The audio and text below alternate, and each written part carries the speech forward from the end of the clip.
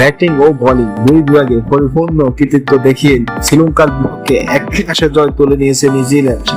নির্ধারিত 20 ওভারের ম্যাচে 61 রানের ব্যবধানে পরাজিত হয় শ্রীলঙ্কা। প্রথমে ব্যাট করতে নামে নিউজিল্যান্ড, সংগ্রহ করে 168 রান। অধিনায়ক মিচেল চ্যাপম্যান 26 বল থেকে 47 রানের ম্যাচটি ছিল গতি বাড়ানো।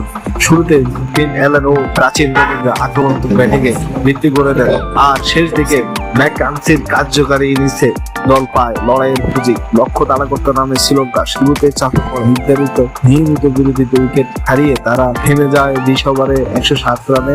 আমিন্দো ম্যান্ডিসের 31 রান ও আলালাগা করেন 29 রান। কিছুটা প্রতিরোধ করলে ব্যবধান কমানো সম্ভব হয়। দুই বোলারদের নিয়মিত আক্রমণে শ্রীলঙ্কার ব্যাটিং লাইন আপ ভেঙে পড়ে। নিউজিল্যান্ড 61 রানে জয়ী। এই জয়ের ম্যাচে কিউইদের আধিপত্য স্টাবলিশ হয়ে উঠছে।